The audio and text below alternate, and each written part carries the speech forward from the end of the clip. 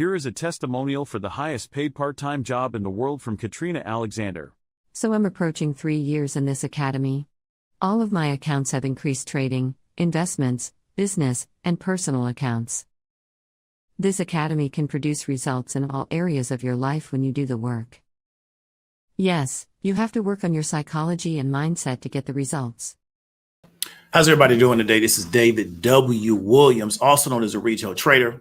Hope you're having a great weekend. Hope you're going out getting some of that sunshine, getting your vitamin D levels up. It's a really, really good weekend to kind of go out, enjoy some fresh air, getting ready to go into the summer. Weather should pick up for the majority of the country, right? Some of y'all are kind of laggards from the weather standpoint. So really want to encourage you this weekend to go out, get some sunshine, move around, get some walks in, try to take care of yourself. So we go ahead and knock out the second half of this year that's getting ready to come up. So what we're going to talk about is cheap and easy access devices, economic warfare on poor people. So we're going to continue to kind of hammer this class analysis and kind of really understand this class structure inside the United States. And this video is really designed to help one person kind of snap out of it and kind of get themselves on track and really kind of develop goals around what they're doing and to get their head out of the clouds. And so what I'm going to try to do is show you an example based on real life situations that a lot of what you're consuming, a lot of what you have access to, it's there for specific economic reasons, but it's also really there as a form of class warfare on you, right? Because you're not at a certain economic position. And so that's something I want to help one person that watches this understand and to kind of get themselves on the right track and not need to consistently watch a video over and over and over and over again to say, okay, I get it. I receive it. And I'm going to start moving forward with the information. And I'm going to start developing goals for myself and start trying to figure out how I can solve some of these problems and get off this hamster wheel. Okay, so that's kind of what we're going to talk about. So what I want to show you is really quickly, the sponsor of the show is going to be our bird flu research report, right? How to invest in a new pandemic. You can go to that www.thenewpandemic.net is going to be the URL. Also, if you can't find it, it's going to be in all the sponsored posts on this particular channel wall for YouTube, right? So if you go to the post wall, it's going to be there. You'll see the link. Go ahead and click the link and tap into the research report. And again, we're going to go to more of this type of content as the year goes on, as opposed to just trying to produce a little bit more video content. So that's going to be the sponsor of the show. I want to really encourage you to get in tap with that before the price continues to start to go up. And what we're going to talk about is cheap and easy content, right? Kind of being a detriment to a lot of people inside the United States because of where they're currently at. And so they really don't have a lot of margin for failure, and they don't have a lot of room for error because of where they're currently at. And they're being bogged down with a lot of vice that's readily accessible to them. And I'm going to kind of show people over time how these particular vices have been made more and more accessible to more and more people at a much lower price point, right? So let's go ahead and get into it so we won't be here too long. I know people want to get to the rest of their Saturday. We talked about the title. So let me show you something real quick, right? This is an Instagram page called Gossip Mio Niger. And I think Niger is supposed to be a slang for Nigeria. Okay.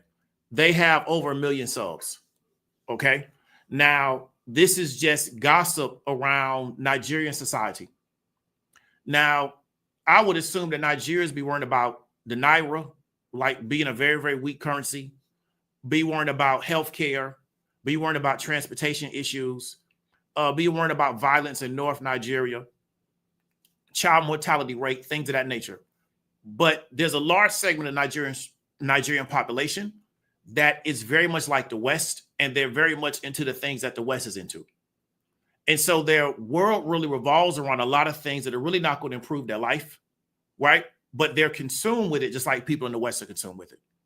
But they don't have the development of the West, but they're consumed with a lot of the same things the West is consumed with. Because why? Because of internet access. It's very easy to get this stuff to these people. Where 30, 40 years ago, it was very expensive to get it to them. Now it's very, very easy. So now they can be consumed with it. Let me show you another example that's going to be stateside, right? It's something on Instagram. I don't follow this page, but I just kind of looked it up for this particular video called the Bish Gossip, right? 335K followers. And it's just like a tube site of like Black pop culture gossip. Okay. And these type of internet pages, especially Instagram pages, are really, really popular in different lanes where you post the pictures, post these really provocative headlines to get the people to click on the link. And then if you can generate enough traffic, then you can run like sponsor posts that can run ads from this particular page, right? That's kind of like the business model. And one thing that I've noticed in kind of researching for this particular story, because I've been researching for this story for an extended period of time, is that a lot of gossip content on the internet for Black women is operated by Black men. It's a very interesting dynamic, right? That for a lot of Black women, the provider of their gossip content on the internet is a Black man. It's very, very interesting, those kind of dynamics, right? But this type of page is pointed at Black people, but primarily Black women. And then not only do you have the Instagram page, right? You also have the Discord. So it's not enough to get the gossip on Instagram and to get the headlines. We now got to go to a Discord where we can get even more gossip, right? Because getting it from Instagram is not enough.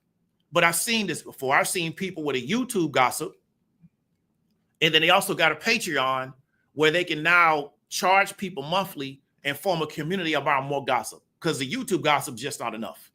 So it's just really interesting that there could be a desire to just hear gossip and to just be in a community where we just gossip all the time. Like, it's really interesting that people want to do this with their lives, but it is what it is.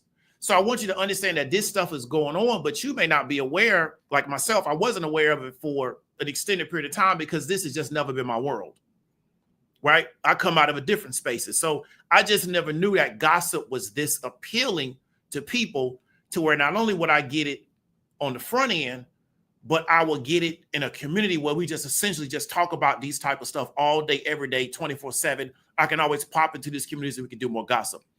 So what I want to kind of ask you, the question is,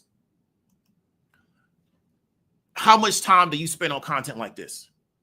So Gossip Mill Nigeria with 1.4 million followers, right?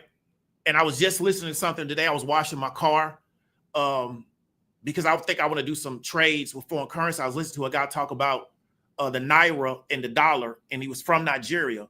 And I was listening to that conversation just to get, a little more abreast of the situation over there. And you would think that would be what people in Nigeria want to talk about, because the fact that the Naira is so weak is detrimental to people living in Nigeria, right? It very much is. It makes their life very, very hard, makes things very expensive. I don't understand why any of this stuff would be interesting to them. But it's very beneficial to the control people of Nigeria. I mean, the people that control Nigeria, to make sure they're focused on this and not why we can't buy gasoline at an affordable price, right? Content like this, where you just scroll down and there's different stories. They selling the wigs, the frontals, yada, yada, yada. And it's just story after story after story. And so because of the way in which they do this, like every few hours, a new story pops up, right? Then now that's so compelling and it's so attractive. I now want to join a Discord or Patreon where we talk about this even more. Like, so how much time do you spend on content like this? Right? Because we have this in all lanes. It's not just celebrity gossip. We got sports gossip now, where we just gossip around sports people. If you ask the person to really talk about the sport, who knows? But not as gossip around the sport. How much time do you spend on content like this? Right? That's the question you want to ask yourself. And I know many people will be embarrassed to or hesitant to answer it, but these things don't exist because people aren't giving them attention and people aren't serving them on some level. Like, there's a reason why they build these platforms. So again, cheap and easy access device is economic warfare on poor people.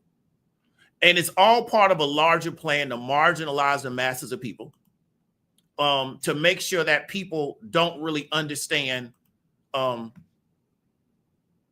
critical thinking levels are very low. They can't think their way through situations. They can't solve their own problems.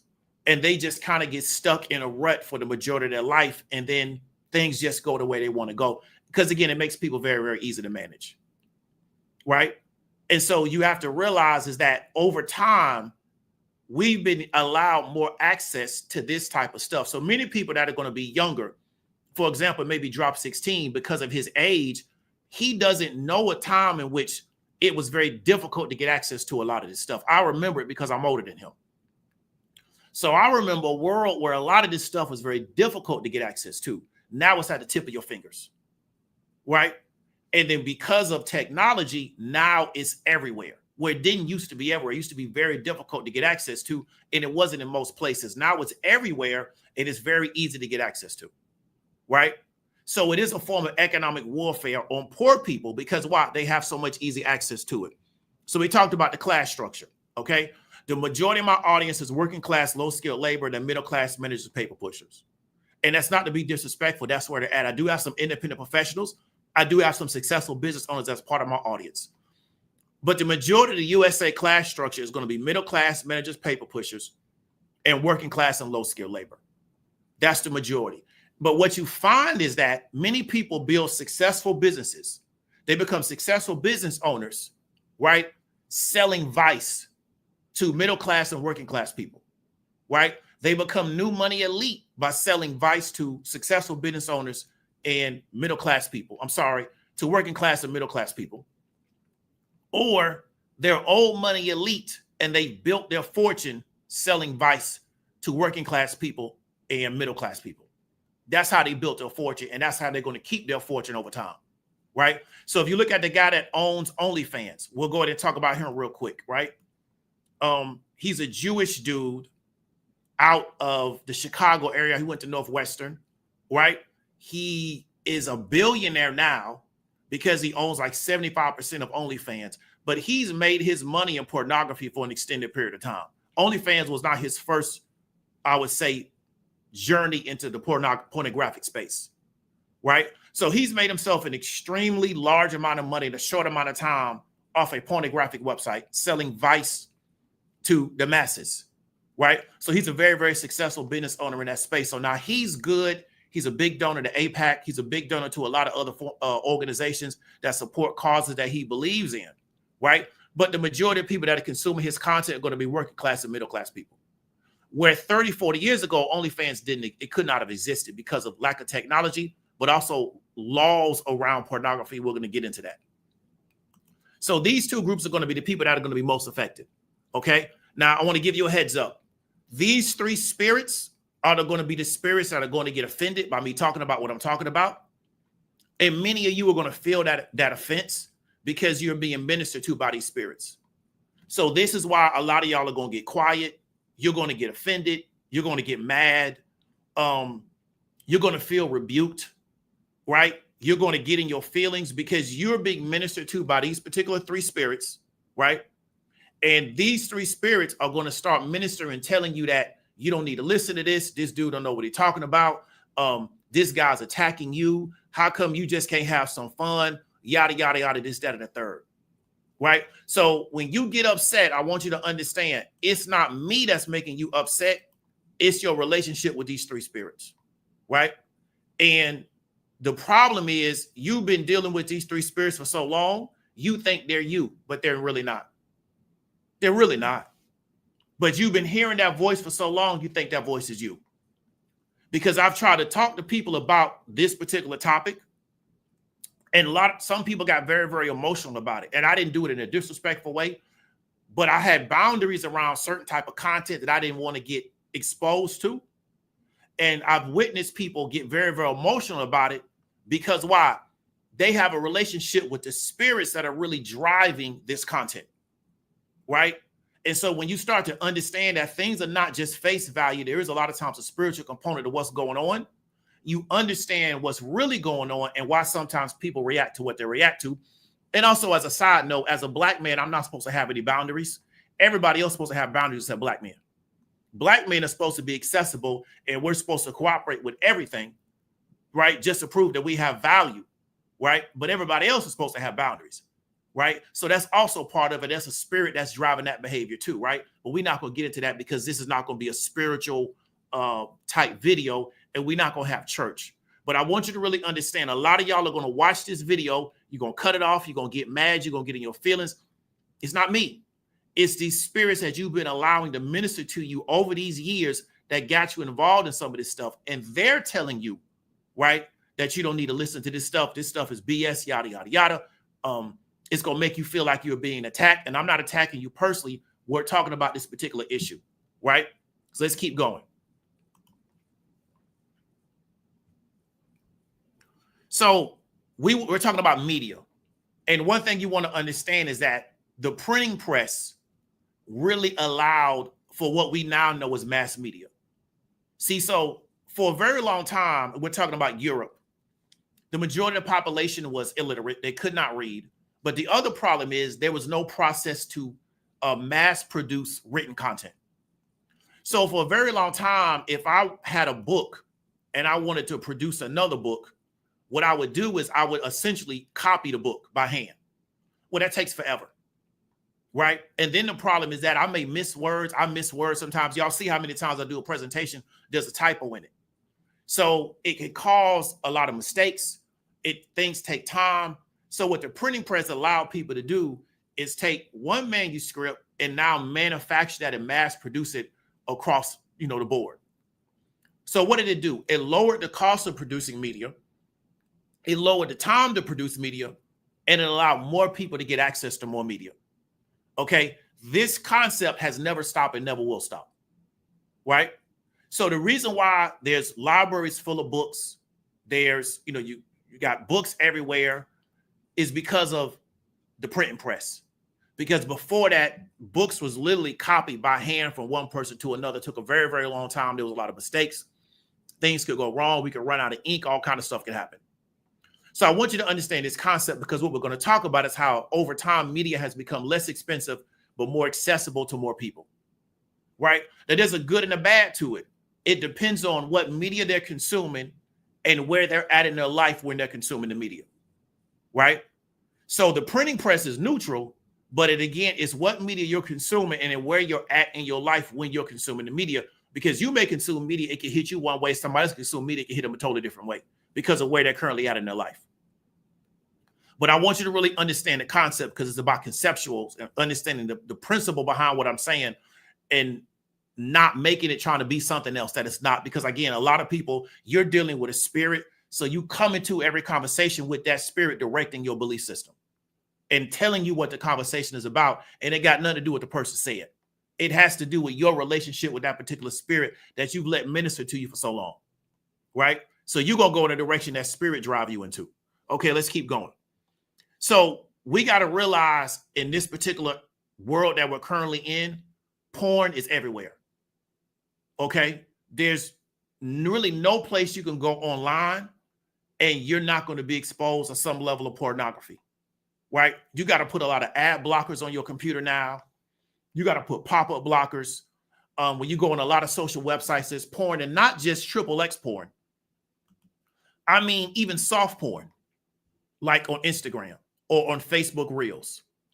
We're not just, XXX porn, which is, people being videotaped or photographed having sexual intercourse. I mean, like soft porn. I mean, like semi-nude stuff, right? It's everywhere now. It is just everywhere. Okay. But it wasn't always like that. And so we're in a world now that where porn is just everywhere. So if you're a younger person being raised in this particular environment, all you know is porn everywhere. If you're on the internet, you don't know a world without porn being everywhere. I remember a world where it was very difficult to get access to porn. Now porn is everywhere to where it becomes normalized. So if you go on your search page on Instagram or your discovery page on Instagram, there's women on Instagram doing soft porn. It's not that you're looking for it. It's just there so much, they just keep sending it to you. You're not looking for it anywhere. You go on Twitter, you could be in a thread and there'll be pornography in the thread. You're not looking for it. It's just always there. You go on Facebook and you're on Facebook Reels and there's soft porn in Facebook Reels. You're not looking for that. That's not being sent to you because of your historical stuff. It's just so much of it is out there, and Facebook has not done anything to take it off, right? And it's coming from everywhere. They're doing porn in Africa now. So it's so much of it is available to you. It's now everywhere, right? Okay, let's keep going. Now, when I was growing up, we had something called obscenity laws, and they were on the state and federal level. Well, they worked because porn used to be physical. So if you lived in certain parts of the country, it was very difficult for you to get access to pornography because porn was one, physical, and somebody normally had to send it to you unless you went somewhere else and you picked it up and you drove it back to where you was at. So where we're currently at, called the Bible Belt, it was not easy to get porn as it may have been in California, New York City, right? Because they're a little bit more liberal. For a very long time, the majority of pornography being created inside the United States that was commercial pornography was being made in one county in California. They pretty much dominated porn production. Then it moved to Miami, Florida. That's why I tell everybody about Florida being this conservative state, yada, yada. Florida, Miami, Florida is literally the center of pornographic content creation in the whole world, right? But you got to actually know what's going on to know that, right? Not this internet stuff. In real life, Miami, Florida is most likely the center of pornographic content creation in the whole world. Okay, that's the reality. But because of obscenity laws, it was very difficult to get access to certain types of pornography because if somebody sent it to you, they could be prosecuted and convicted. And then if you had it, you also could be prosecuted and convicted for it. So you had to really be careful about what you were dealing with based on where you lived. And in other states, it was a little bit more wide open, so it wasn't that big of a deal. But it was very much situation by situation, not like it is now. Well, because of the internet, it doesn't matter where you're at, you can get access to porn.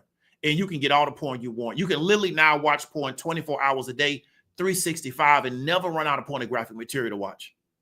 When I was a kid, that was not the case. Right? You couldn't watch porn all day, every day, 365.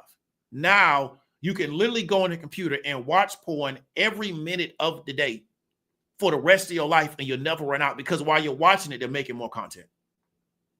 It's just that much pornography out right now. Okay? So you got to understand that. So when I was coming up, you had porn magazines. Okay? It's physical. You can't get them everywhere. You would have to go to certain places and ask for them. They would card you, right? They would make sure that you were legal, and then they would sell you the actual printed content. But it's physical. So what do we got to do? We got to shoot the actual pictures. It got to go through a process of production, right? We got to now send it to a printer. It got to be printed, right? Then they got to go from the distributor back to whoever is going to sell it.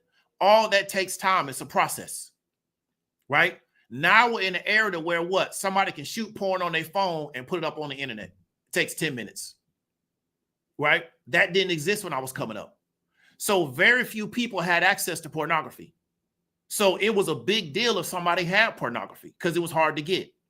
Now pornography means nothing because there's so many people engaged in it and it's everywhere, right? So what I'm trying to tell you is that a lot of people now have access to pornography that historically it was very difficult to get. Now everybody has access to it. Okay. Then what happened in, like they say, the 90s is they went to what we call video cameras. And so years ago, if you did any kind of production, you had these really, really, really large cameras that you really had to rent from like these production houses. Okay. Now in the 90s, we came out with what we call Betacams or Betacams.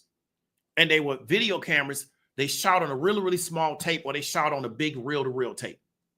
But now we're going to shooting on tape. But these cameras are a lot easier to hold, right? They're a lot more accessible. They're a lot less expensive.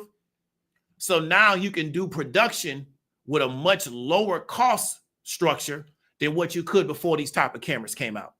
Okay, this is like mid-90s, right? Then you now you don't demand a big set.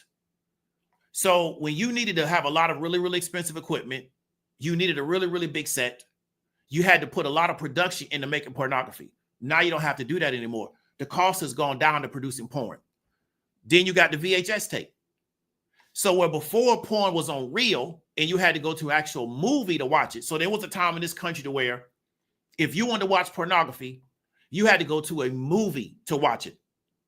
And they actually had porn theaters in certain parts of the town.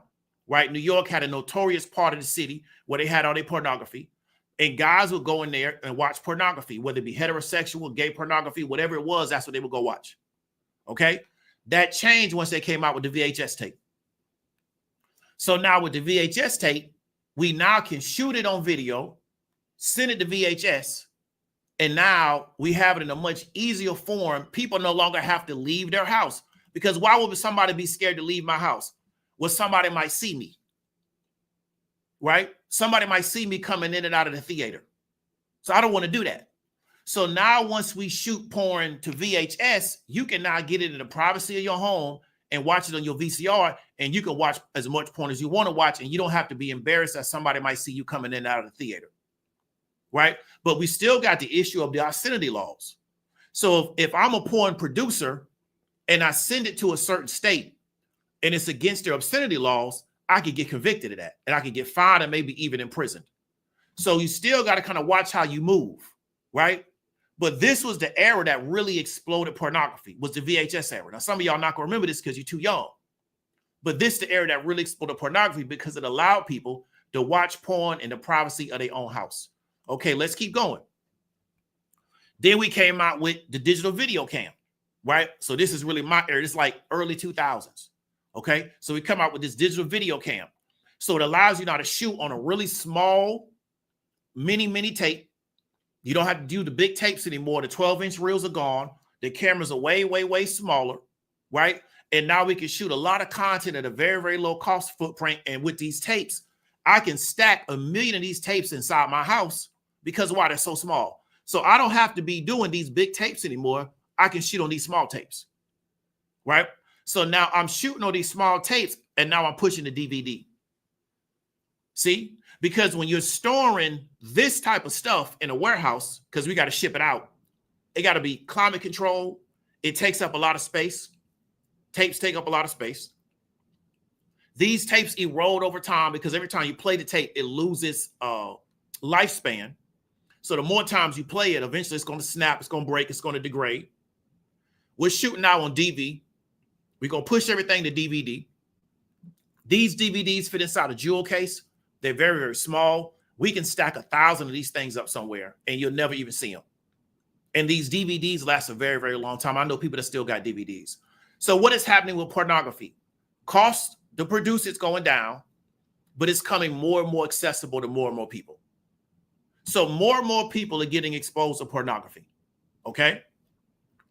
So now because of digital video, now we got webcams, right? Because now we got digital video.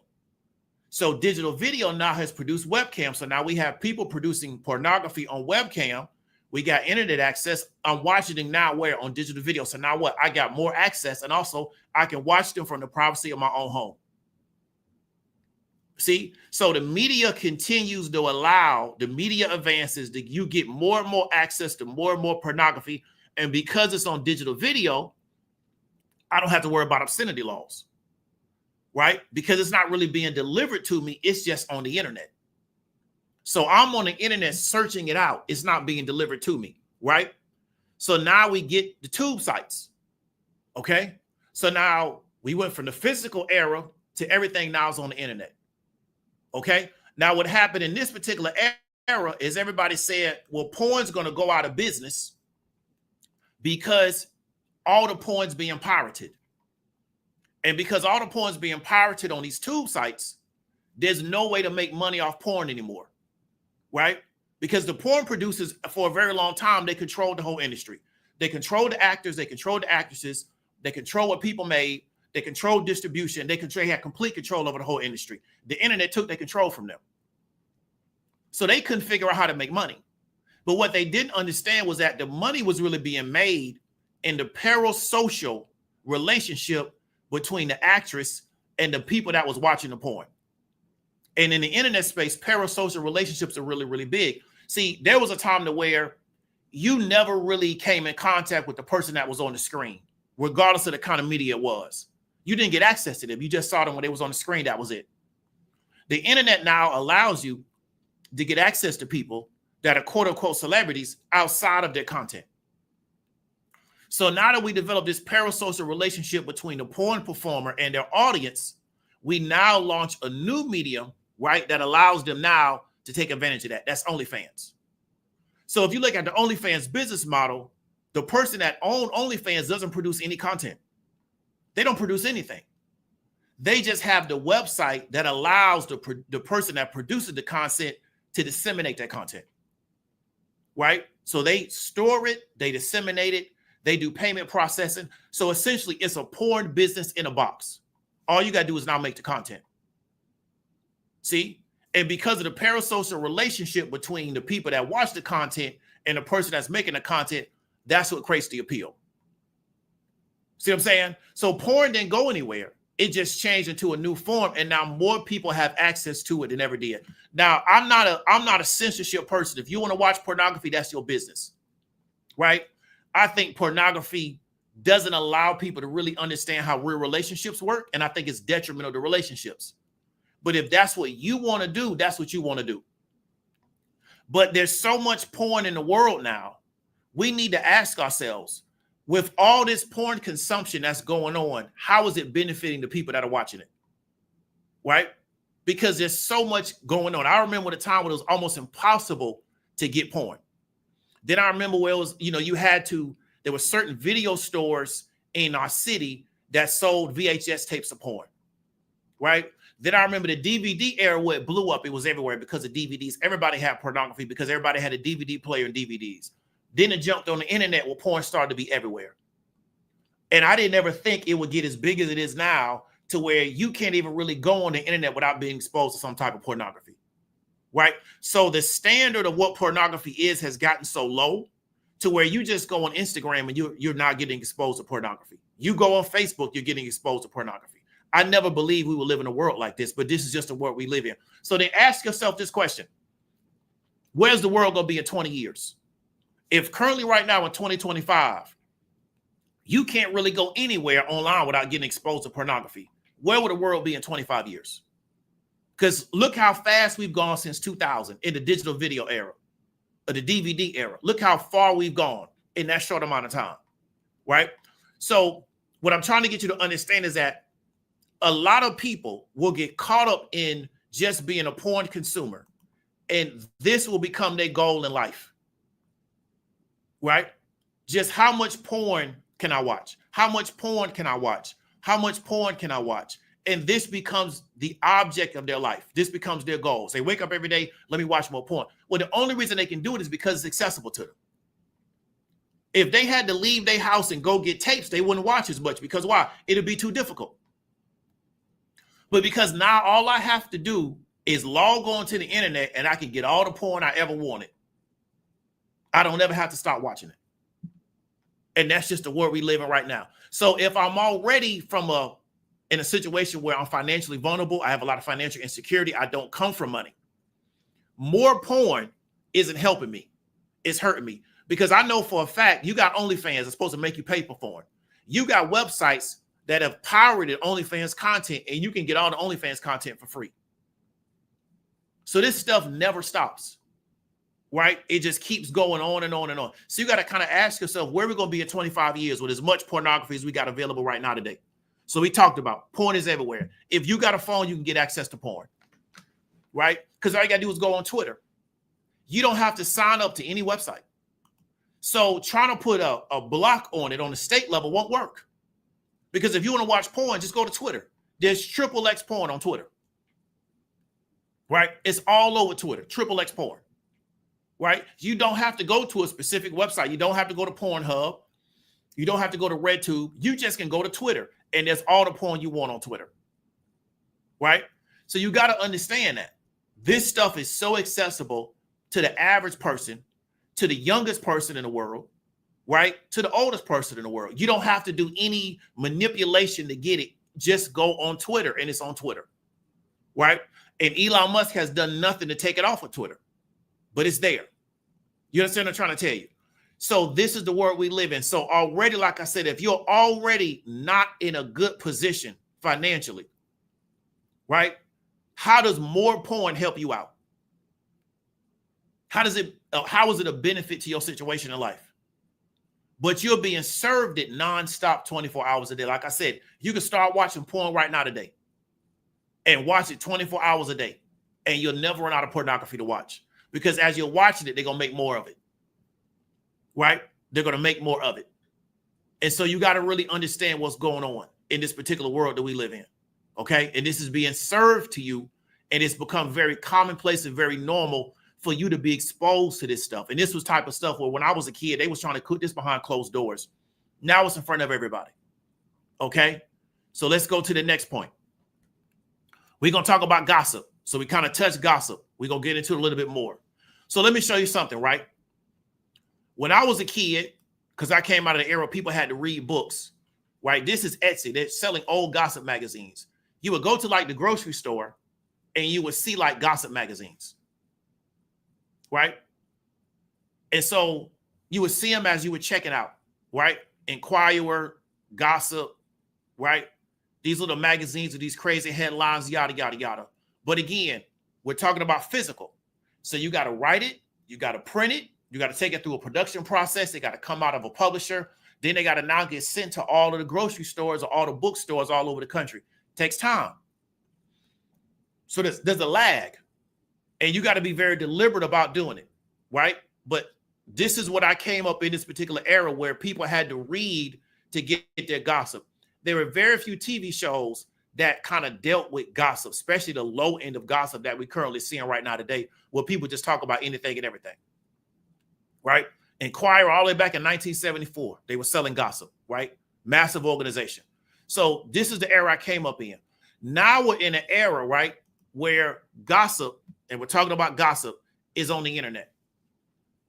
And so it's everywhere. So we showed you with these examples, right? Online gossip, right? Online gossip, right? Discord with even more gossip. Okay, so we're in the era of online gossip. And so a story will come out, and what you'll see is that it will get sent to all the platforms at the same time. So it's almost like there's a supercomputer sending out all this gossip. Because a story will come out, and if you type that story into Google, it'll be on all these different sites literally at the same time. So it's almost like they got a supercomputer disseminate all this gossip, right? And then you have people that consume this stuff all day, every day. I'm not saying that you can't talk about something that's going on in the current events, right? I talked about with some people last night about, we didn't really spend a lot of time on it, but we did discuss briefly about the situation with Sean Combs and Cassie. But I'm not finna sit there and listen to a person that's talking about that every day, because that's going to be a long court case. There are going to be people that are going to ingest that content around that court case every day. They can't get enough of it, right? Then they're going to get into this particular situation, and they're not going to pull, like one thing I like about Erica. Erica could take something that's current event and take a business lesson and pull a business lesson out of it. Most people are not interested in the business lesson of it. They just want the gossip of it. And so people will listen to this stuff day in and day out, and day in and day out, and day in and day out. And you got to ask yourself, what benefit are they getting? But again, it's so easy now to produce gossip content, because it's easier now to do this because of technology and access to media. It's easier to do this than it was to do this. This was very difficult to do. Took a lot of money up front, took trained professionals, took writers, took journalists to do this, right? It takes some Asians in the Philippines to do this. And you pay them $10 an hour and they'll do this for you. So you can create 30 sites like this and just try to figure out how to drive traffic to them so you can get sponsorships and get deals. See? So now, because it's so easy to do, what do you have? You have more people doing it, producing more content, and then you have more people just ingesting this content all day. And so this is why when you talk to a lot of people, they make no sense. They when you actually have a conversation with a lot of people, what they say makes no sense, because why? They spend all day listening to this type of stuff. This is what they're having conversations over. So when you try to talk to them about anything outside of this type of stuff, it makes absolutely no sense. And I know some very intelligent people that are caught up in this type of stuff, and I think it's very unfortunate. But again, we're dealing with a spirit, right? But a lot of people where this is their life, when you try to have a regular conversation with them about something that's not this stuff, they can't even talk to you about it, right?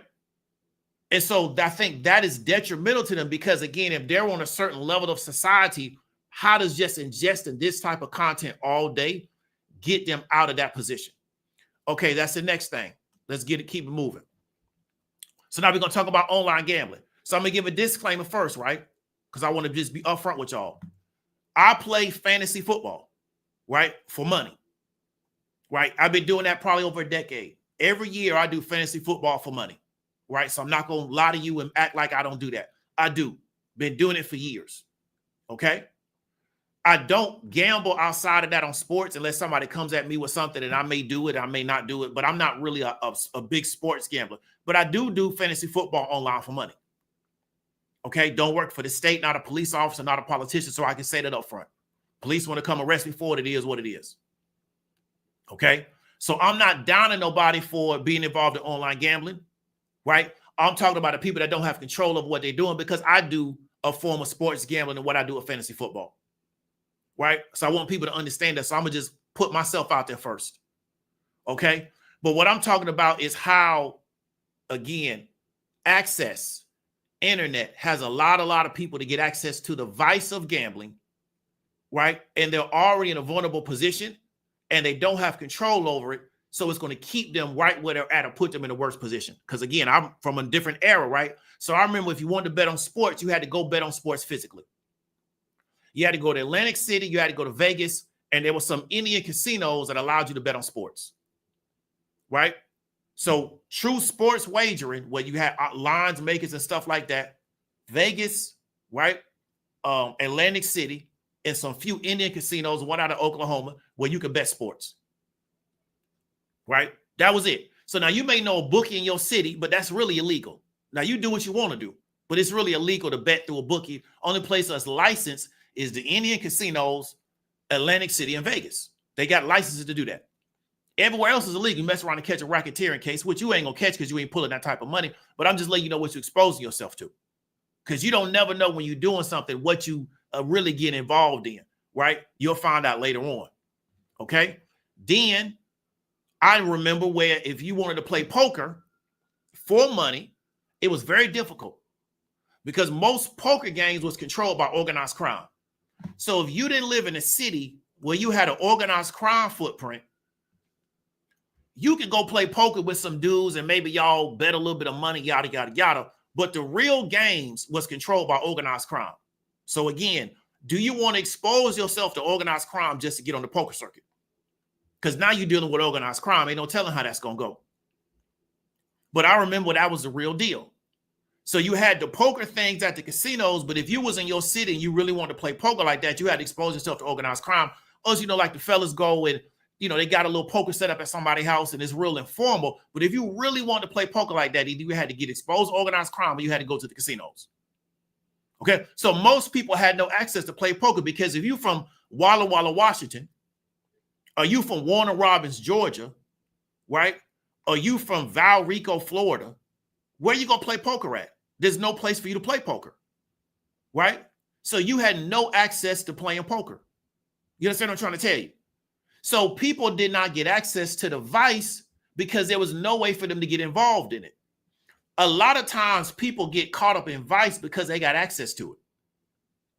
If they don't have access to it, they can't get involved in it. Again, I'm not advocating for censorship. That's just how these things go. Because I remember a time when you couldn't get involved in this type of stuff. So you had to find something else to do, which normally was going to be more productive when you're trying to be a poker player, because most of y'all can't play poker. You can't count. So you can't play poker because you can't count and you're too emotional. So you make a bad card player.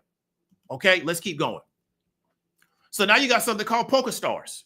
Poker Stars was online poker. So what do? They use the internet to give you more access to the vice of playing poker. So then once they created Poker Stars and it was online poker, what does that mean? Everybody can play poker. Now, why? If you got an internet connection and you got a computer at your house, you can sit home in your house and play poker. You ain't got to go to the casino, right? You don't have to get caught up with organized crime and be at these games on the bad side of town. And they don't tell them, man, somebody go through there, shoot the whole spot up. They don't tell it. You don't have to expose yourself to that no more. So what did it do? It allowed the average square to not go play poker. See, the average square cannot go play poker. Right? Because if you a square, you ain't supposed to be at no poker game at 2 o'clock in the morning. You ain't supposed to be doing that. You a square. So now the average square can go play poker. See? So what Poker Stars did was they took poker and took it to the masses. Right? And they've been trying to get this company to go public for years, and they won't because they just making too much money. A bunch of Israelis making too much money. right? Because they got everybody online playing poker. So you ain't got to leave your house. Now you can play on your phone. You can do whatever you want to be. You can get your poker game up. You understand what I'm trying to tell you? And they also hold events where they brought in the real big boys to play poker, to promote their platforms. Okay? But they make their money off of gambling addicts who really are not poker players. They're really gamblers, right? Because poker is about counting cards. But if you're a gambler, you ain't going to know that. Now you got all the online gambling sites. People know about DraftKings because they publicly traded. But you got all these other gambling websites, right? So that don't even cover all of them, but that's a lot of them. So now what can you do? You don't have to go to the Indian casino. You ain't got to go to Vegas. You don't have to go to Atlantic City, right? You now can go on your phone and place bets. It's that easy. Where historically it would be difficult. You had to know a bookie, which most people wouldn't know, right? Or you had to live in one of those major cities where you had a sports book, right? And that was the only way you could really get involved in it. Now, you may do like the tournament every year, do an office pool, yada, yada, yada. But we talking about real deal sports gambling. These businesses ain't run off once a year, March Madness office pool. They'll run off people that gamble pretty much every day. They always got a bet on. Because I talked about folks. I know people can't watch the game if they ain't got a bet on the game. They can't sit back and watch the game and just chill. They got to have money on the game for them to feel like they locked into the game. So they got money on everything. They running parlays every week. It's crazy, right? But that's what they do. I'm not down to nobody. Like I say, I do fantasy football. That's me. But again, these platforms gave people access to the vice of gambling. So if you're already in a bad situation, how is this helping you out? See what I'm saying? So that's what I want people to understand. A lot of people are going to stay where they're at because they're engaging in things that won't allow them to get them out of there. But it's the technology that has allowed them to get more access to it. Is now more acceptable. I remember that if you told people that you gamble, people look at you like you're crazy. Now, if you gamble, it's whatever. All the sports podcast shows are promoting gambling, right? But I remember if people learn that you gamble, they look at you like you was a bad person. They look at you like you was involved in organized crime, right? They looked at you like they couldn't trust you because they thought that you was probably going to be hurting for money because you was gambling. Now gambling is very, very much out in the open. But who are the people that are being exposed to it? Working class and poor people. Because rich people already got their money. Successful business owners, they running a successful business, right? So really the people that are getting caught up in it is working class and poor people. That's the market for this type of stuff. So that's what I want people to really understand. This stuff is going to keep a lot of people right where they're at. Now let's talk about this. U.S. home prices continuing to climb, even though people on YouTube are going to tell you something different, right? So U.S. home prices from 2012 to 2024 keep moving up, and they're just going to keep going up. They're not going to change. They're not going to go down, okay? Cost to attend college keeps going up, right? So average cost to get tuition for school is way greater than if they adjusted it for inflation. It's outpaced inflation. It's not in line with inflation. It's way, way greater, right? It's sloping up now over the course of the last few years. And this stopped at 2016, right? So we almost 10 years off, okay? And so it just keeps going up, going up, and going up. So we see prices going up on homes, going to 24. Stopping in 2016, average cost of tuition goes up. Let me go into wage growth real quick. We're seeing wage growth by age, right? It went up a little bit right after the pandemic because we know inflation went up. We see it starting to slope back down. This is over, this is from 1997 to 2025. I know it says 2022 to 2024, but this is from the Federal Reserve Bank of Atlanta. This is from 1997 to 2025, right? But we don't see wages sloping up like we see the cost of homes or like we see college tuition. So what I want you to understand is what's going on in this particular world is that vice will get less expensive and more accessible as time goes on. We've seen that. We've seen this with pornography. We've seen it with gossip. We've seen it with gambling. Vice will get less expensive and more accessible as time goes on. Asset values will go up. Resources are going to stay scarce for many people. They're going to be locked out of resources. However, even though they locked out of resources, they're going to get all the porn, all the gossip, and all the online gambling that they can consume. Because we talked about when I was a kid, it was difficult to get porn. Now it's easy to get porn. I can only imagine what pornography will be in 25 years. They'll probably be showing pornography as you walk down the street. They'll be showing XXX pornography. You'll probably be on the train to MARTA or whatever train y'all got in y'all city, and they'll probably be showing pornography on the train, right? Because I remember when you couldn't get it. Now it's everywhere. And it's hard to be on the internet and not be exposed to it. And I don't just mean XXX. I also mean soft porn. I also mean semi-nude people, right? A lot of women is on the internet and they're semi-nude, and it's cool, right? Same thing with gambling. I remember people will look down on you if they find out that you gamble. Now it's whatever. Everybody gambles, right? I remember the where women may engage in gossip, but they weren't really out in the forefront with it. Now women were literally out in the forefront with gossip. And you got some women, if you tell them, hey, don't bring gossip to me, they get mad at you. Because how dare you come against that gossip? Because really, how dare you come against that spirit that's ministering to them, right? Because gossip is a spirit. That's the reality. So you got to ask yourself, over time, these things are going to get more and more commonplace, where the masses of people, this is what they're going to be caught up in, because that's what they're caught up in right now. And if you notice, there is no movement to deal with this stuff. They talk about everything else except this, right? But I don't really understand how a person, this is my own personal opinion, so I'm putting my personal opinion on it. If you consume pornography, like on a regular basis, how you form good relationships with people. I don't know how you do it, but everybody's different, right? Again, I do fantasy football.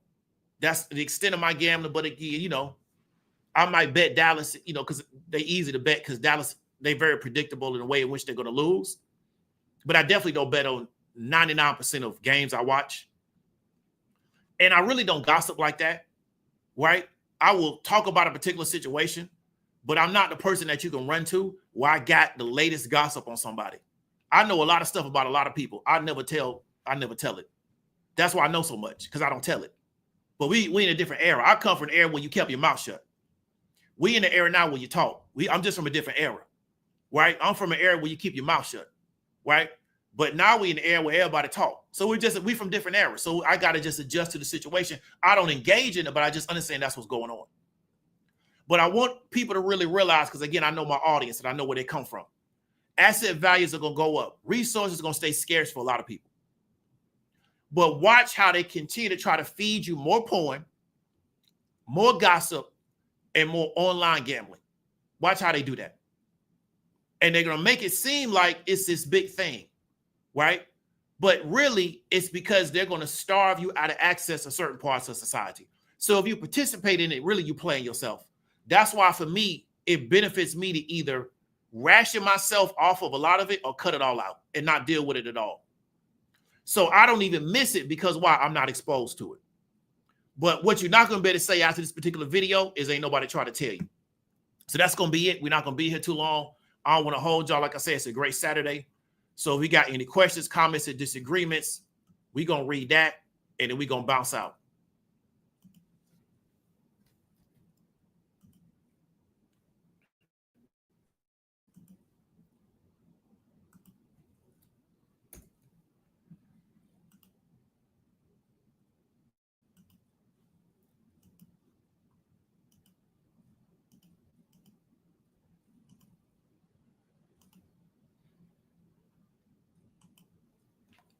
And so for all the people that thought I was going to get on here and talk about Sean Combs, they left 35 minutes ago, because they looking for the gossip.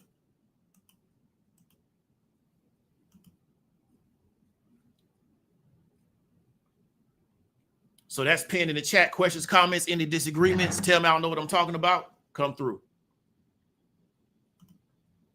Pascal, man, appreciate the $4.99 super chat. Big up to Pascal. Cedric Webb, man, appreciate the $10 super sticker.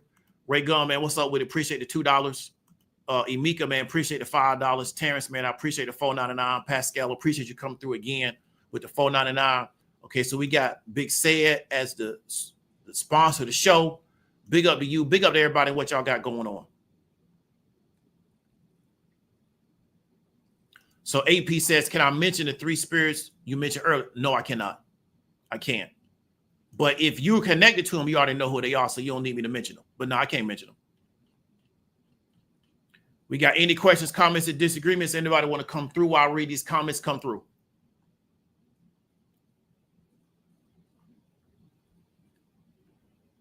Ray Gunn says, watch how Joe Budden's podcast trends every quarter. Definitely. Definitely. A bunch of 40-year and older men arguing about music. Right? So, like a bunch of dudes plus 40 arguing about music. Like, it's crazy to me. But they know their audience. Right? They know their audience. You know, and big up to Joe Budden for figuring something out, because he was never going to sell records like that. Like, he just wasn't.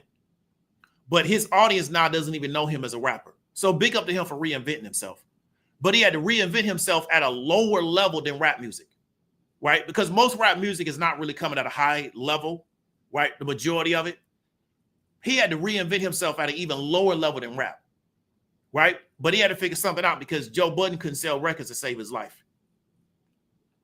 So big up to him for figuring something out. So he ain't got to go get a regular job like everybody else.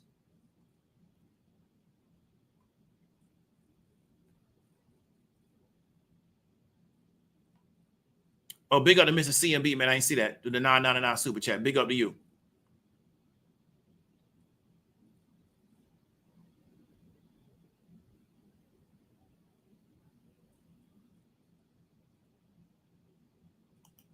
Yeah, it's wild. Twitter's wild.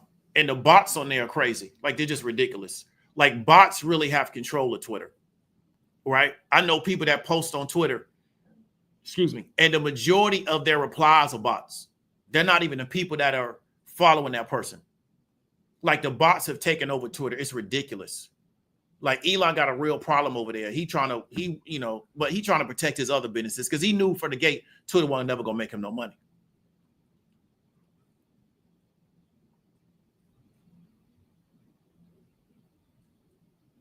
Alexa says, we used to have media regulations. They deregulated television in the 80s and 90s and never applied regulations to the internet. I feel you. It's hard to regulate the internet, though, because it's hard to figure out where it's coming from. So I just think they just decided, hey, we're not even going to worry about it. You know, because it's hard to figure out where things are coming from. So Miss Joseph says, NC-17 even used anymore? I don't think so. Because I think, Miss Joseph, most things that would be NC-17 are going straight to the internet now. You know, because NC-17 was created when there was no internet to go to, right? So I think now stuff like industry will probably be NC-17 if that was a movie, the actual show industry, because of the amount of sexual content in it. Now we just push it straight to internet. And we can put a disclaimer at the front of it, strong sexual suggestive themes or whatever that particular terminology is. And so then if you get past that particular stage, you know what you get yourself into. So I think now NC-17 now is we just push it to the internet.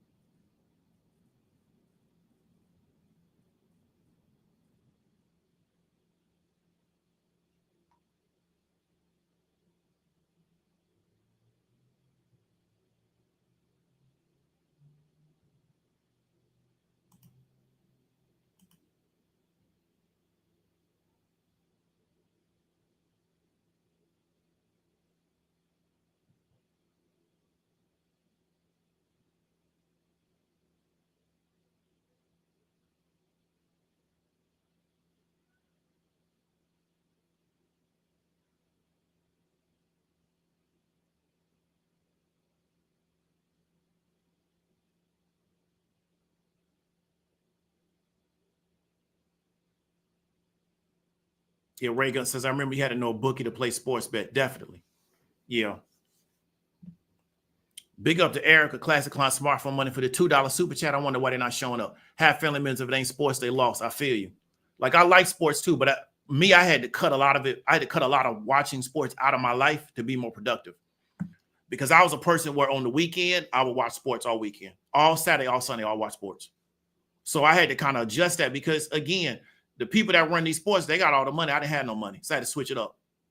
So I know where that's at. I used to be in the sports bars and everything. So I know where it's coming from. Yeah, Walla Walla's a real place. I ain't just making that up.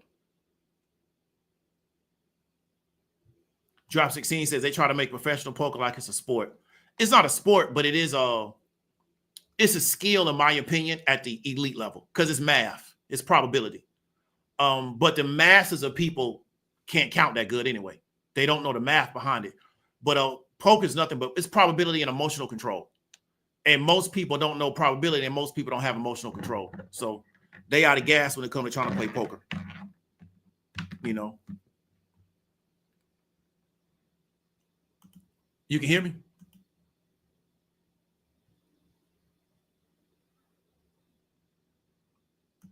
Okay. AP, man, when you come up through, just let me know.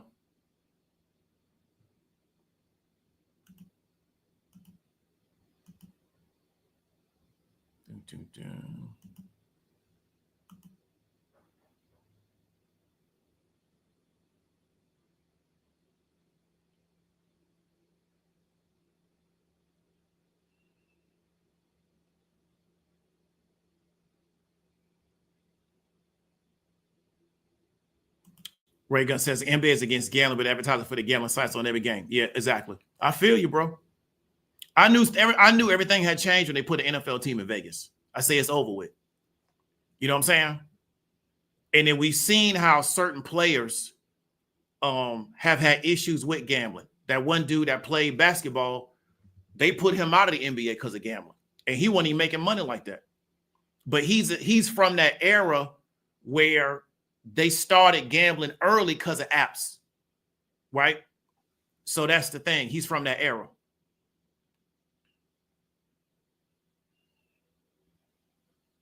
So that's probably got used to it.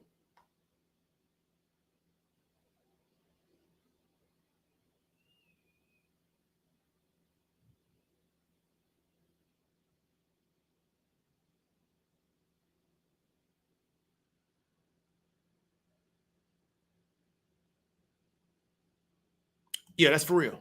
People can't play poker, they can't count. They don't understand probability because poker is counting. Once the cards are out, it's just counting. You know, so a lot of people can't play poker. Same reason why people can't play spades for people that don't know how to play spades. They can't count.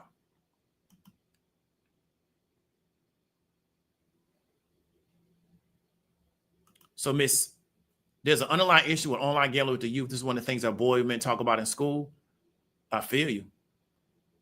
TK says, looks like in the future, vice consumption be for the use of society and valuable information will be for the producers. Okay, how do we define producers and how do we define use of society?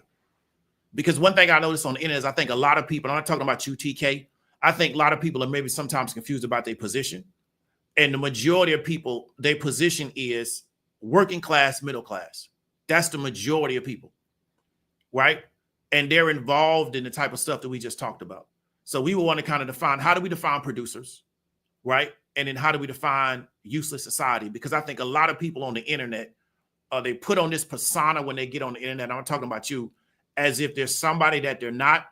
And I think one of the biggest issues people have is they won't really deal with their real life in real life and not this internet avatar that they're trying to create. Let me see if you came up. Can you hear me?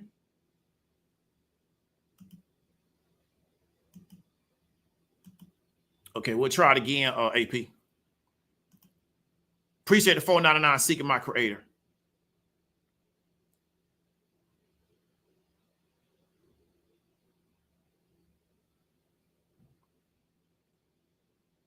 Cedric Webb says, what I'm noticing on IG is a slow merge of almost explicit content with fitness.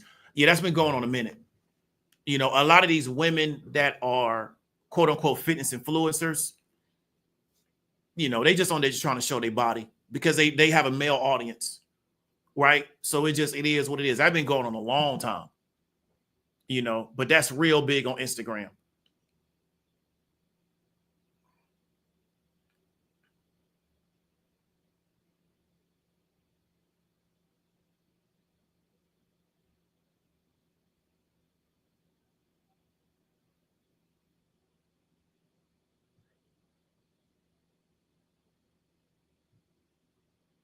Erica says Joe Budden should have got 100 million from Spotify. His knowledge podcast and his ratings may be proud of him. Yeah, he know that game. Erica, he was an early mover to social. We got to give him credit on that. He was doing reality shows online when people really didn't get that, right? So I give him credit. He was an early move. He had to do something. Like again, he can't sell a record to save his life. He's supposed to be a rapper. He can't sell a record, so he had to figure something out. So he was an early mover to social. He was an early mover to like reality shows online. And then he, got the podcast thing going with the white dude and the other dude. That didn't work. Then he flipped it to what he got going on. So big up to him. He got an audience for what he do.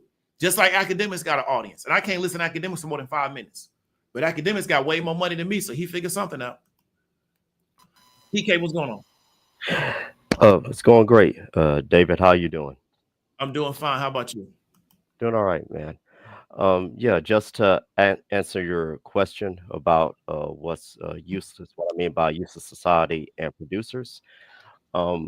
Recently, when I was watching Erica Williams, and shout out to her, on one of her shows, she was talking about how basically we're veering towards in the future a society where we're just going to have people who are just going to have nothing to do but just sit around the house.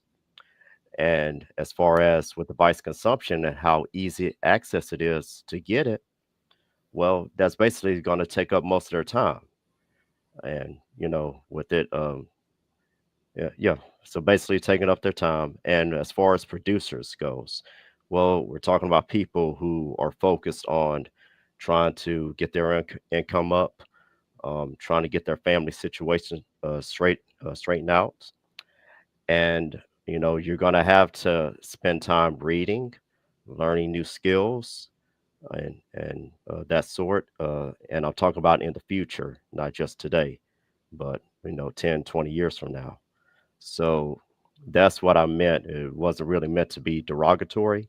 If anyone took it like that, it's just looking at, like you said, your place in society. If you don't have a skill, you don't have a trade, well, society doesn't really have a use for you.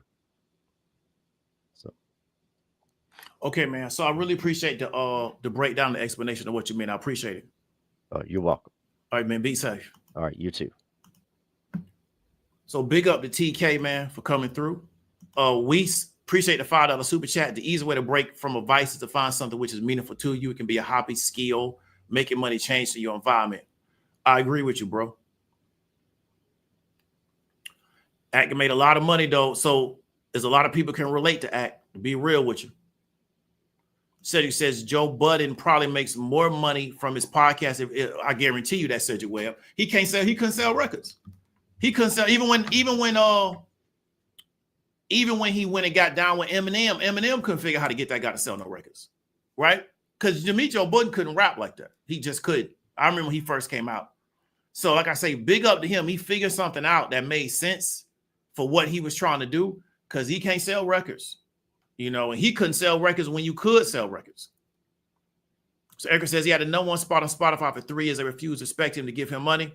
Yeah, I feel you on that. He may have to, I don't know. I know he was trying to get over there to Revolt, but that situation didn't work out with Puff. He may have to hang on. The deal out there, though. He may need to go. He already too big now for Portnoy. I was thinking he could go over there with Portnoy, but he too big for Portnoy right now. I don't know. He may have to hang on, Erica. You know what I'm saying? But I feel you. When I look at that type of deal they gave, what's the guy named Rogan? And he doing those same type of numbers. And they gave Rogan a big deal, not only with money, but also gave Rogan equity.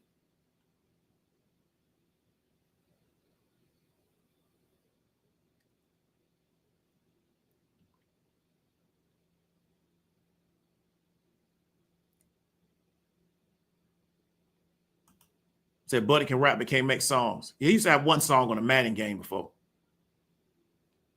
That's what I remember him for.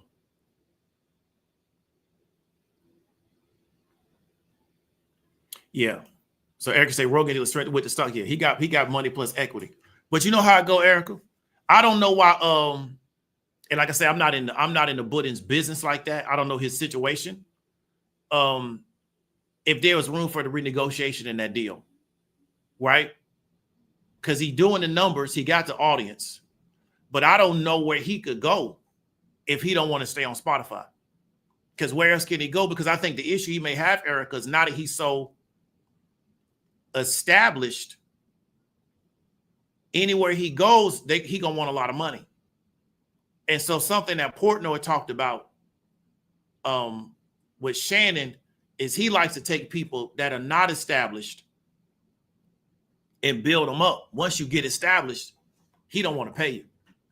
So I wonder where Joe Budden could go and get his, but because this is the thing, Erica, he had been talking about that and not really getting compensated properly back when he was doing that show with him, Academic, and that one girl, or really that one woman, excuse me.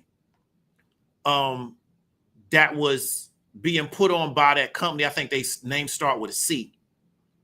And he was talking about like how the company would get sponsorship deals for clothing and stuff like that and tell them to wear the clothes or the shoes, but they wouldn't get none of the deal. So he'd been talking about that for years. So I don't know how he'd get around it. But I forgot the name of that show. It was him, Academic, and that one woman who's like a journalist. So this has been going on a minute. Yeah, Complex. Big up to Greg Shea. It was when he was on Complex. So he's been talking about not getting compensated for a minute.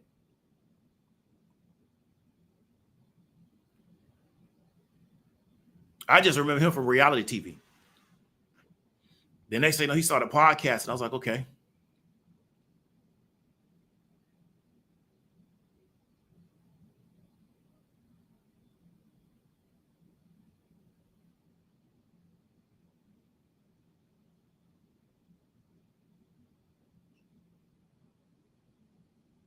So Budden's making his money on Patreon and Prize Picks. I didn't know he had a Patreon. I didn't know that.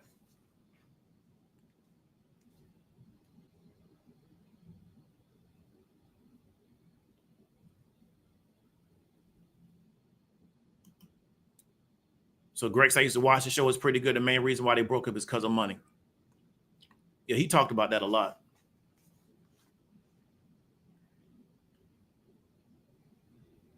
I don't know. Maybe they need to, you never know. You know, it could be a whole lot of different ways. I'm trying to figure out how the other dudes getting paid off like Twitch or something. Would that work for Budden? I don't know. Because I'm really not in those spaces. Yeah, it was Everyday Struggle. Yeah, I remember that. It was Everyday Struggle. Because when they got rid of them, it was not the same show. I forgot that other dude they put on there. He didn't have that same appeal. Right? And Act was already getting paid. So Act really didn't need the show. Yeah, Complex didn't want to pay. Yeah. I agree. He talked about that.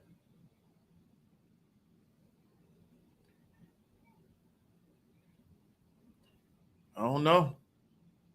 Shaves, he might need to go ahead and get his own ISP, just start putting his own stuff out. So Erica says, I think the gamification of Robinhood was the last big jump for folks to learn stocks while it was jumping.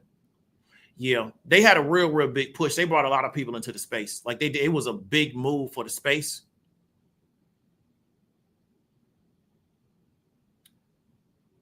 We got to kind of figure out what their next, they doing some more iterations over there, what their next iteration was. But I think it was a combination, Erica, of that. Everybody had a lot of money at one time because of the pandemic. And it was like the hot app to be on, you know, and they had a lot of gamification you talked about of their app that made it like real attractive. Right. But something else will come out probably similar. I mean, the masses of people confused by Donald Trump, why stock markets important, but folks love advice and gossip. Yeah, I feel you. And Trump keep telling people to buy stocks and they don't hear that part of it. He keeps saying the same thing. He done said it multiple times. They'll hear it after the fact though. And they'll be like, man, I missed out. The man kept telling you about the stock market.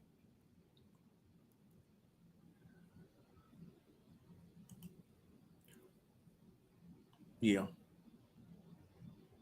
It's money in music for certain people though. Because I subscribe to a Twitter feed that does all the tour data. And there's people out here getting money, man. If you can do tours, you can get a lot of money on the road. It's a lot of money on the road if you can do tours. Like a lot. There's people doing numbers.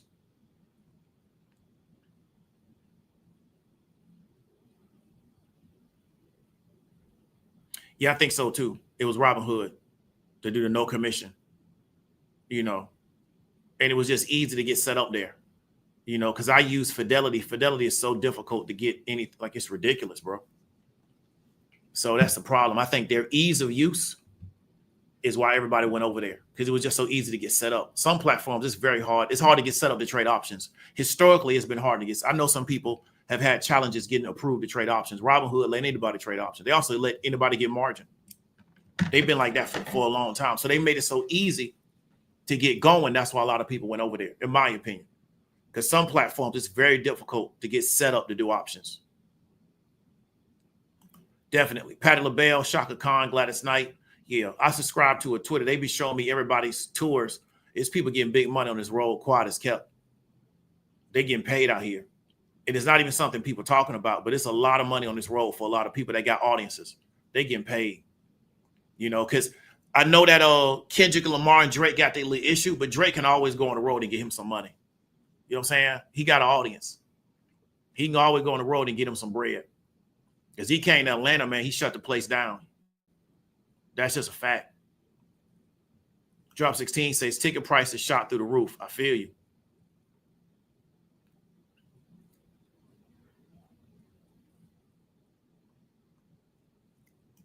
So use Fidelity for buying and holding, but use TD Ameritrade for options. Yeah, I use Fidelity for my IRA. It was hard to get that set up with them.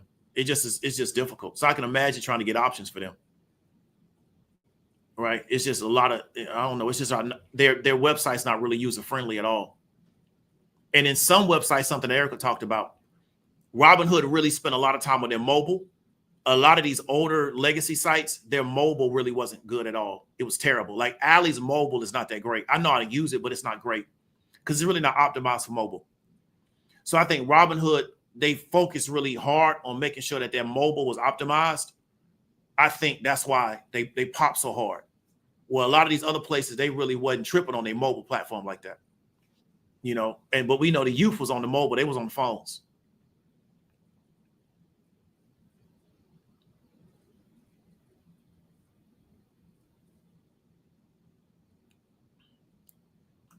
Ray Gun say, Shaka, stay on the road. Yeah, I feel you. That's where the money at.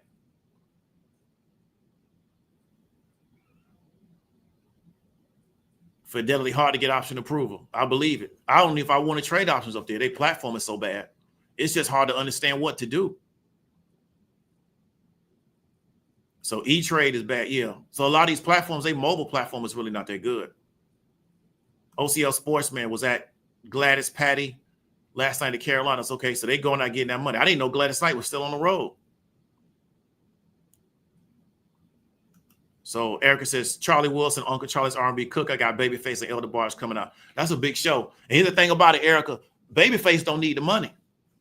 Babyface got so much money. He don't need the money. When they did the, I don't know if you remember the Versus. And they did Versus. I forgot who he was doing it against. And when Babyface really started dropping them hits that he wrote, I say, man, people don't know that Babyface got a lot of music out here. You know what I'm saying? Because people don't know he did music. A lot of people don't know because they don't do musical history. He was in a group. He left the group, started doing his own thing, right? Then he started putting other people out. Babyface got so much music, people do not understand. Babyface ain't got to do it. He got what we used to call mailbox money. He sit back, the money just come to him. He ain't got to do nothing, like nothing.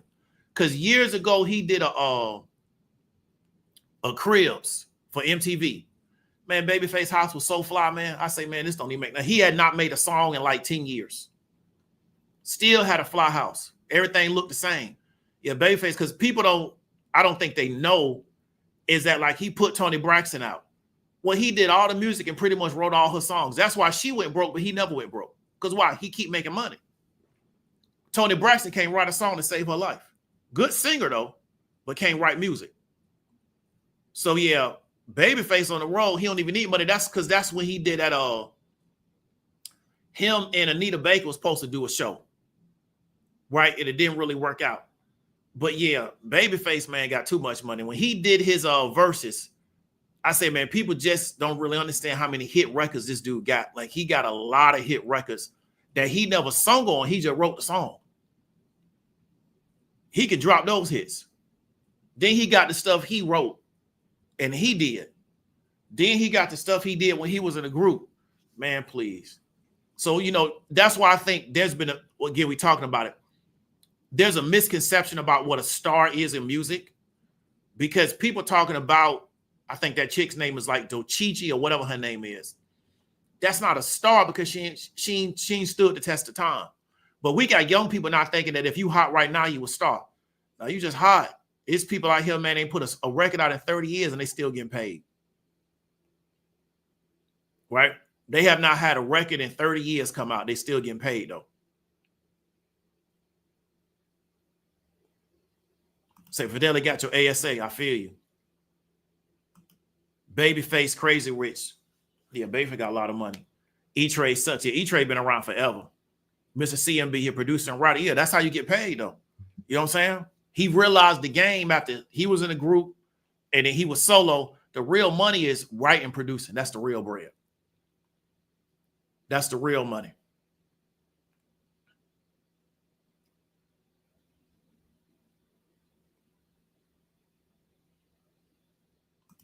So he has 1 in 25 top 10 hits, 45 no R&B hits, 16 no 1 Yeah.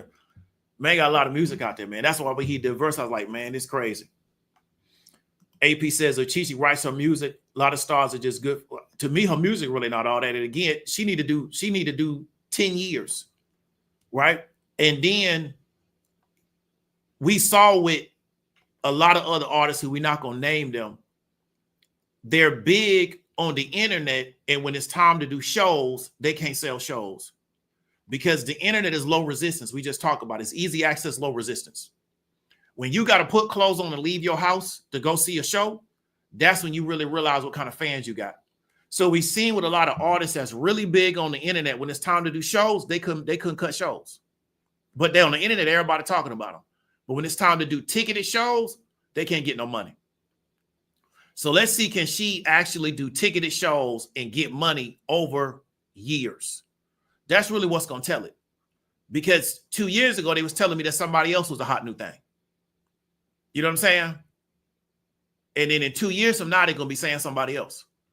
Right? That's how this game go. They always got a new person every 2 years. So Drop 16 says, how do we use social media as more of a tool than a distraction? So for me personally, Drop 16, I have very specific goals. And so I try to ask myself, how does what I'm doing fit in my goals? Right? So I do, you know, watch certain stuff on YouTube. I watch movies and stuff like that. But how does what I'm doing on social media fit into my goals? Right? How does the videos I make fit into my goals? Because I can make videos about anything. But the question is, how does that fit into what message I'm trying to put out? Because I don't want to get sidetracked. So it's really to me about having goals and sticking to those goals. Right? And being focused on those goals as opposed to like, what's just the hot thing that I kind of want to trend, you know, ride that trend and then ride it. And I'm not down to nobody that does that because that's a strategy. But for me, it's kind of like, how do I just stay on my goals? So to me, it's all about having goals and sticking to them. I just think a lot of people in this world don't have a goal past like what they want to do that they think is going to make them feel good this weekend. And then Monday they go to work and they lock in on work and they on that routine. I think a lot of people really don't have a goal that stretches out maybe a few days to a few weeks. Right. And so it can make their life a little bit more deliberate because they're working towards that goal. So then what they're doing, everything kind of fits into that structure. But that's kind of what has been allowed, what has worked for me. And so that's kind of what I speak about. And so I'm not 100% that'll work for everybody else, but that's what worked for me. So it's Doechii. Yeah, I heard she out of Tampa, but I could be wrong though.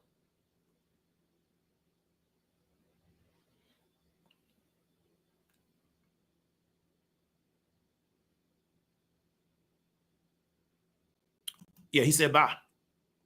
Now we'll see how the market opens up on Monday. With the U.S. getting a bad, I think, bond rating, but I don't think that's going to last long anyway. But he said bye multiple times. You know, ain't nothing wrong with that. He telling you what time it is.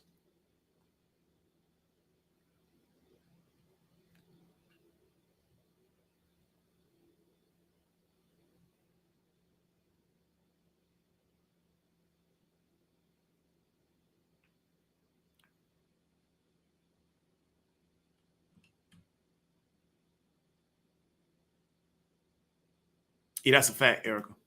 Yeah, he did. They also got the contract to build a weapon for the Department of Defense. I forgot the name of it, but they won that over like Lockheed Martin and somebody else. So he's been real good to Boeing. He's been real good to them. You know what I'm saying? And so they just got to figure it out. There's no excuses now. You got the contracts already in. You know the money's coming in. They probably got 5-year backlog now. So it's all about them now. So they just got to make sure that they don't put up planes that fall apart in the sky.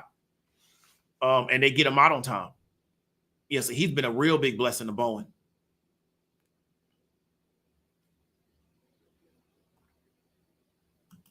Increasing your pain tolerance. Okay, I feel you. Reagan, I appreciate it, man. Yeah, that's just work for me. So, you know, it may not work for everybody, but that's just work for me. It's just work off goals, you know, and then kind of surround myself with people that are going to encourage me and align kind of with me doing those goals. And then how can I help them? But I really think, Ray Gunn, a lot of people in our society, white, black, green, or purple, don't have goals that go past maybe like 2 or 3 days. And that's just their life. And they just run that on autopilot. And so they're always searching for like, what's going to make me feel good right now? As opposed to like, what do I need to do that's going to benefit me long term? It's just very short term, right? And there's nothing wrong with a little bit of that, but I think for a lot of people, that's their whole life, you know? And so you just kind of ask them like, what are their goals? So you hear that conversation a lot, but when people run into somebody with goals, all of a sudden now they're not into somebody having goals anymore. So look like that's going to be it. Nobody else wanted to come through. Y'all stay safe, man. Like I say, enjoy some of this good weather. It's Saturday. Stay safe out there. Talk to you later. And again, you know, make sure that you execute on the plan that you have and not get caught up in this stuff, because it's very interesting where we'll be in 25 years, kind of based on what's currently going on right now. Right. And I think a lot of people, unless they really put the work in and unless they're very diligent and meticulous about what they're doing, they're not going to be where they think they're going to be. Anything can happen. Accidents can happen. But I think a lot of people have this attitude that they're somewhere where they're not. And it's because they haven't really taken real account of their life. So y'all stay blessed, man. Talk to y'all later.